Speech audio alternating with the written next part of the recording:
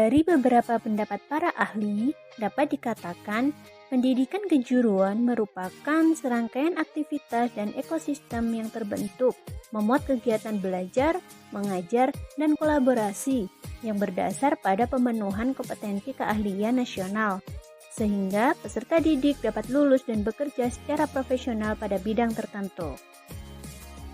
Jika dikaitkan dengan kurikulum, substansi dari pendidikan kejuruan harus menampilkan beberapa karakteristik. Yang pertama, orientasi. Kurikulum pendidikan kejuruan telah berorientasi pada proses dan hasil atau lulusan.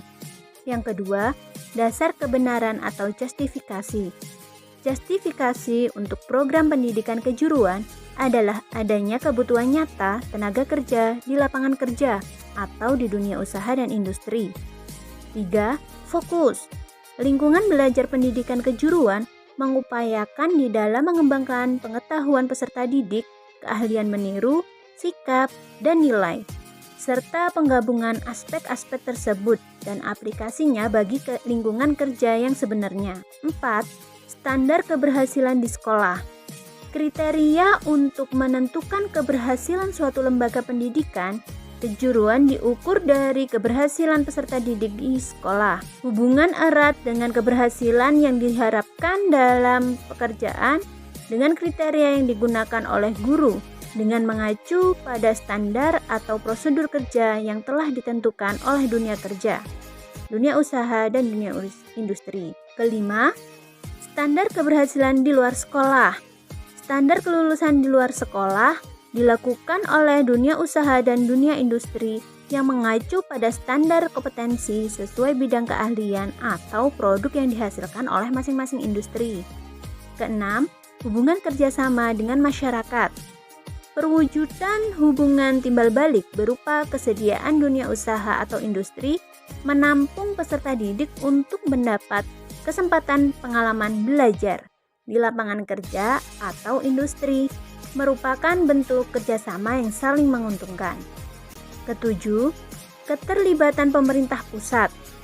Berkaitan dengan dana pendidikan yang akan dialokasikan, pemerintah pusat menjadi landasan dalam penentuan kurikulum yang berlaku. 8. Kepekaan. Pendidikan kejuruan harus bersifat responsif, proaktif terhadap perkembangan ilmu dan teknologi, dengan upaya lebih menekankan pada sifat adaptabilitas dan fleksibilitas untuk mengetahui menghadapi prospek karir peserta didik dalam jangka panjang. 9. Logistik. Bengkel kerja dan laboratorium adalah kelengkapan utama dalam sekolah kejuruan yang harus ada sebagai fasilitas bagi peserta didik di dalam mengembangkan kemampuan kerja sesuai dengan tuntutan dunia usaha dan industri. 10. Pengeluaran.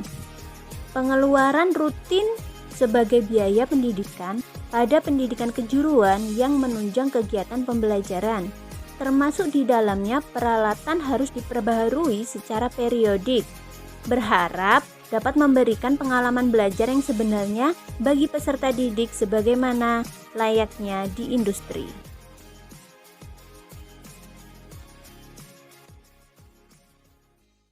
Banyak istilah terkait dengan pendidikan kejuruan, antara lain vocational education, technical education, professional education, dan occupational education. Hughes, sebagaimana dikutip oleh Soeharto, 1988, mengemukakan vocational education atau pendidikan kejuruan adalah pendidikan khusus yang program-programnya atau materi pembelajarannya dipilih untuk siapapun yang tertarik untuk mempersiapkan diri bekerja sendiri atau bekerja sebagai bagian dari suatu grup kerja. Sejalan dengan pendapat tersebut, Ivan, sebagaimana dikutip Mulyati 2007, mengemukakan pendidikan kejuruan adalah bagian dari sistem pendidikan yang mempersiapkan seseorang agar lebih mampu bekerja pada satu kelompok pekerjaan atau satu bidang pekerjaan daripada bidang-bidang pekerjaan lain. Hamalik 1990 mengemukakan pendidikan kejuruan adalah suatu bentuk pengembangan bakat pendidikan dasar keterampilan dan kebiasaan-biasaan yang mengarah pada dunia kerja yang dipandang sebagai latihan keterampilan. Berdasarkan batasan pendidikan kejuruan, telah nampak adanya tuntutan pendidikan tersebut untuk mempersiapkan tenaga terampil tingkat menengah. Keberadaan lembaga pendidikan yang mempersiapkan tenaga kerja ini selaras dengan tuntutan masyarakat akan adanya kerja. Soeharto 1988 mengemukakan 4 argumentasi teoritik tentang perlunya pendidikan kejuruan. Yang pertama, manusia menuntut adanya pekerjaan karena adanya kebutuhan, perlunya aktivitas, kebebasan, kekuasaan, pengakuan sosial, dan rasa senang. Kedua, manusia terdorong kerja karena 3 aspek, yakni material, bekerja sama, dan jati diri. Ketiga, dorongan untuk bekerja karena psikologi, keamanan, rasa memiliki dan cinta, kepentingan, respek, harga diri serta kebebasan, ingin informasi, mengerti, kecintaan dan keindahan serta aktualisasi diri pribadi. Keempat, demikian mendesak manusia akan perlunya kerja yang dapat diartikan juga sedemikian mendesaknya manusia akan keberadaan pendidikan kejuruan untuk persiapan bekerja. Soeharto 1988 menjelaskan, falsafah mempelajari prinsip-prinsip yang mendasari aksi dan tingkah laku manusia.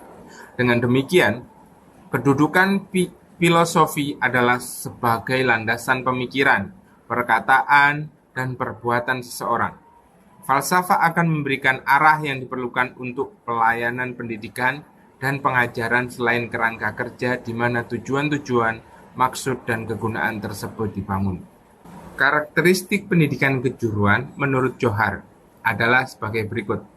Pendidikan kejuruan merupakan pendidikan yang memiliki sifat untuk menyiapkan penyedia tenaga kerja. Oleh karena itu, orientasi pendidikannya tertuju pada lulusan yang dapat dipasarkan di pasar kerja. Yang kedua, justifikasi pendidikan kejuruan adalah adanya kebutuhan nyata tenaga kerja di dunia usaha dan industri.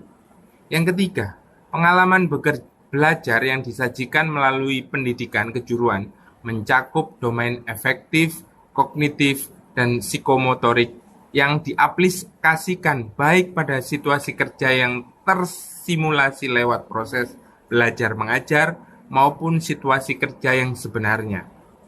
Yang keempat, keberhasilan pendidikan kejuruan diukur dari 2 kriteria, yaitu keberhasilan siswa di sekolah, in-school success, dan keberhasilan siswa di luar sekolah, out-of-school success.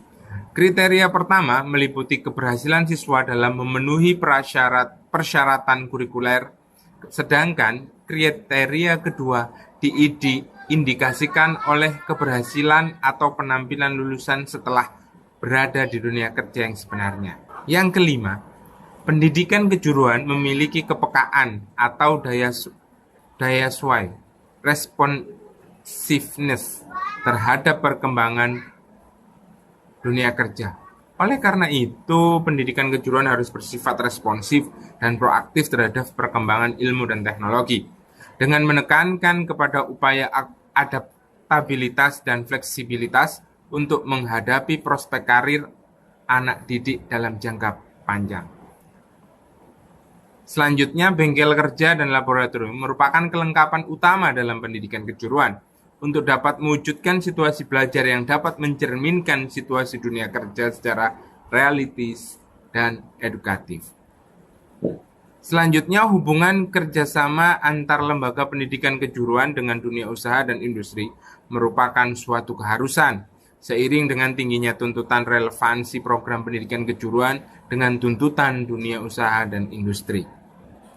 Terdapat 3 model penyelenggaraan pendidikan kejuruan, sebagaimana dikemukakan oleh Hadi dalam Mulyati AM 2007. Model pertama, pemerintah tidak mempunyai peran atau hanya peran marginal dalam proses kualifikasi pendidikan kejuruan.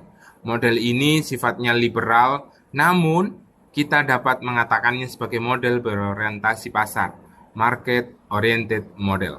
Perusahaan-perusahaan sebagai pemeran utama berhak menciptakan desain pendidikan kejuruan yang tidak harus berdasarkan prinsip pendidikan yang bersifat umum. Mereka tidak dapat diusik oleh pemerintah karena yang menjadi sponsor, dana, dan lainnya adalah dari perusahaan. Beberapa negara penganut model ini adalah Jepang, Inggris, dan Amerika. Model kedua, pemerintah sendiri merencanakan, mengorganisasikan, dan mengontrol pendidikan kejuruan. Model ini sifatnya birokrat. Pemerintah dalam hal ini menentukan jenis pendidikan apa yang harus dilaksanakan di perusahaan, bagaimana desain silabusnya, begitu pula dalam hal pendanaan dan pelatihan yang harus dilaksanakan oleh perusahaan tidak selalu berdasarkan permintaan kebutuhan tenaga kerja ataupun jenis pekerjaan saat itu. Walaupun model ini disebut juga model sekolah, school model, pelatihan dapat dilaksanakan di perusahaan sepenuhnya. Beberapa negara seperti Prancis, Italia, Swedia, serta banyak dunia ketiga juga melaksanakan model ini. Model ketiga, pemerintah menyiapkan atau memberikan kondisi yang relatif komprehensif dalam pendidikan kejuruan bagi perusahaan-perusahaan swasta dan sponsor swasta lainnya. Model ini disebut juga model pasar dikontrol pemerintah, state control market, dan model inilah yang disebut model sistem ganda, dual system. Sistem pembelajaran yang dilaksanakan di dua tempat, yaitu sekolah kejuruan serta perusahaan yang keduanya bahu-membahu dalam menciptakan kemampuan kerja yang handal bagi para lulusan pelatihan tersebut. Negara yang menggunakan sistem ini diantaranya Swiss, Austria, dan Jerman. Kecenderungan yang digunakan di Indonesia adalah model ketiga ini, di mana pelaksanaan pendidikan sistem ganda dilaksanakan di dua tempat, yaitu di sekolah dan di industri dengan berbagai pengembangannya. SMK menyelenggarakan pendidikan dan pelatihan atau diklat berbagai program pendidikan yang disesuaikan dengan kebutuhan lapangan kerja. Kurikulum SMK dirancang menggunakan pendekatan yang pertama adalah akademik, yang kedua adalah kecakapan hidup atau life skill, yang ketiga pendekatan kurikulum berbasis kompetensi atau competency-based kurikulum, yang keempat pendekatan kurikulum berbasis luas dan mendasar atau broad-based kurikulum, dan yang kelima pendekatan kurikulum berbasis produksi, production-based kurikulum. Harapannya adalah yang pertama, lulusan SMK mampu bekerja secara mandiri atau wira swasta maupun mengisi lowongan pekerjaan yang ada. Yang kedua, keahlian lulusan SMK sesuai dengan tuntutan dunia kerja. Dan yang ketiga, lulusan SMK mampu mengakomodasi dan mengantisipasi perkembangan ilmu pengetahuan dan teknologi. Dalam konteks manajemen sekolah menengah kejuruan, terdapat beberapa ciri khas ataupun keunikan ketika proses pembelajarannya mengacu kepada teaching factory. Teaching factory mengharapkan setidaknya 4 hal itu harus terpenuhi. Yang pertama adalah adanya produk. Produk menjadi bagian penting dari sebuah proses praktikum ataupun pembelajaran di sekolah menengah kejuruan. Produk ini bisa berbentuk barang maupun jasa. Guru mata pelajaran bersama dengan sekolah dan industri kemudian menentukan produk barang atau jasa apa yang akan mereka hasilkan, sehingga pada saat pelaksanaan proses praktikum atau proses pembelajaran, peserta didik di kompetensi keahlian tertentu sudah memiliki kejelasan terkait produk apa atau barang dan jasa apa yang akan mereka hasilkan. Produk menjadi sesuatu yang sangat penting dan mengacu kepada lingkungan ataupun serapan dari industri yang ada di sekitar. Pada keunikan yang kedua atau ciri khas yang kedua, setelah adanya produk, maka sekolah ataupun dalam hal ini industri bersama-sama dengan guru mata pelajaran kemudian menurunkan produk tersebut dalam bentuk job sheet. Job sheet adalah serangkaian instruksi pembelajaran yang diturunkan menjadi sebuah langkah-langkah yang sistematis sehingga bisa diikuti oleh peserta didik baik dalam pelaksanaan praktikum di dalam maupun di luar lingkungan sekolah. Job sheet juga disusun sesuai dengan tujuan dari pembelajaran yang mengacu kepada kurikulum yang digunakan oleh sekolah tersebut. Setelah produk disusun dan job sheet kemudian juga sudah disusun dengan baik, maka langkah yang ketiga yang tidak kalah pentingnya adalah bagaimana job sheet tersebut diimplementasikan dalam ranah waktu tertentu dan berapa jumlah waktu yang dibutuhkan. Dalam hal ini dibutuhkan sebuah jadwal yang terencana dan baik. Jika dulu secara konvensional jadwal-jadwal masih disusun sesuai dengan jumlah jam yang dibutuhkan dan dibagi secara proporsional dengan jumlah mata pelajaran normatif adaptif yang lainnya, maka di dalam konteks teaching factory, mata pelajaran produktif diutamakan sehingga dilakukanlah sistem blok atau jadwal blok yang lebih kita kenal sekarang. Jadwal blok itu bertujuan agar proses pembelajaran praktikum yang dilaksanakan di sekolah menengah kejuruan menjadi lebih fokus, lebih terarah, dan peserta didik menjadi lebih termotivasi. Selain itu juga proses persiapan maupun pelaksanaan hingga evaluasi tidak terputus waktunya hanya lantaran ketidakcukupan alokasi waktu yang ada jika dibandingkan pelaksanaan jadwal blok seperti dahulu. Oleh karena itu, jadwal blok yang akan dilaksanakan oleh sebuah sekolah harus melewati koordinasi dengan seluruh guru mata pelajaran agar jangan sampai pelaksanaan blok itu juga menghambat materi-materi yang akan diajarkan atau dididik oleh mata pelajaran di luar dari produktif seperti normatif dan adaptif. Yang terakhir yang tidak kalah penting adalah adanya habit atau kebiasaan industri, kebiasaan kerja. Salah satu yang paling penting adalah adanya pola kedisiplinan.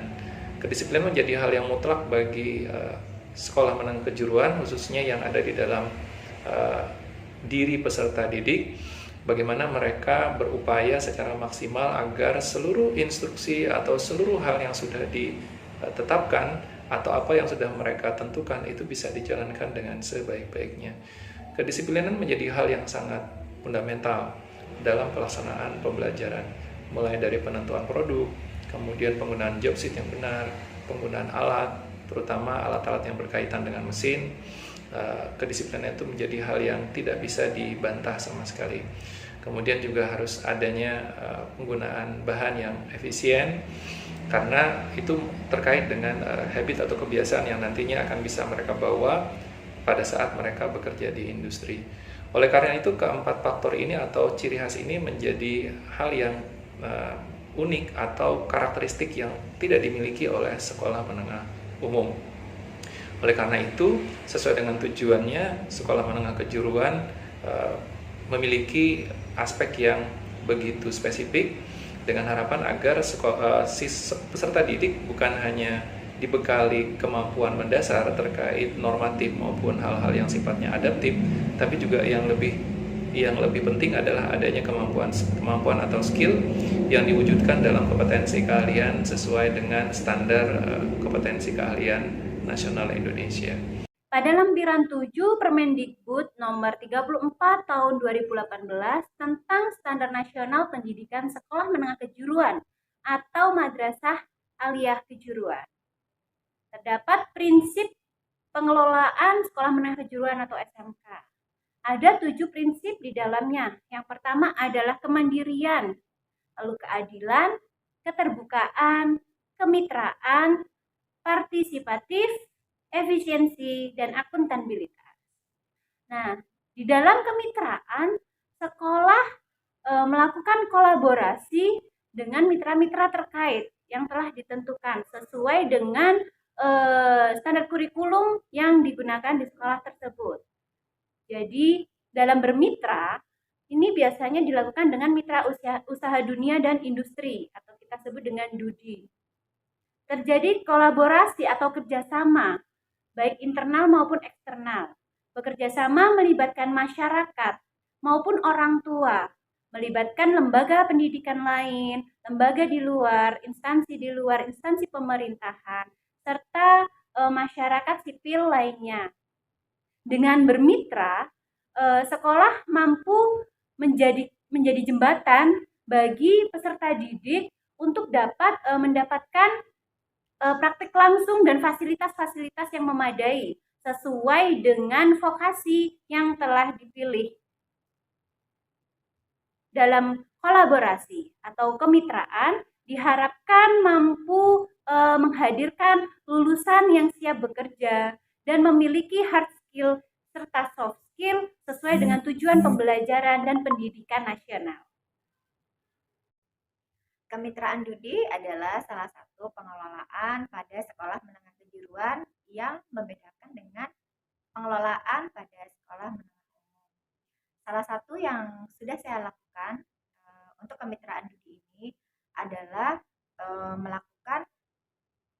mempunyai MOU dengan beberapa mitra judi, baik itu pada instansi pemerintah maupun swasta. Salah satu yang tertuang pada MOU adalah kerjasama dalam program PKL atau praktek kerja lapangan, atau sebelumnya dikenal dengan istilah prakrit atau praktek kerja industri. Untuk prakrit ini, para siswa SMK melaksanakan kalau di sekolah saya itu selama 3 bulan. Tetapi ada juga sekolah lain itu melaksanakan selama 6 bulan, dan ada sekolah menengah kejuruan 4 tahun itu prakrit atau PKN dilaksanakan selama 1 tahun, dan ini dilaksanakan pada tahun terakhir sebelum mereka lulus di SMK. Untuk MOU itu sendiri, saya melakukan ada beberapa tahapan-tahapan. Yang pertama adalah melakukan pendekatan kepada judi tersebut, kemudian kita melakukan semacam pendekatan-pendekatan, kerjasama apa saja yang bisa kita lakukan. Biasanya itu selain dari PKL atau praktek kerja lapangan atau prakrin, kita juga melaksanakan kerjasama untuk guru tamu. Jadi kita mengundang pihak judi tersebut untuk memberikan semacam penyampaian materi kepada siswa-siswa kita, khususnya tentang pengalaman kerja atau kompetensi apa yang diperlukan untuk masuk ke dunia kerja yang sebenarnya. Kita memiliki beberapa MOU.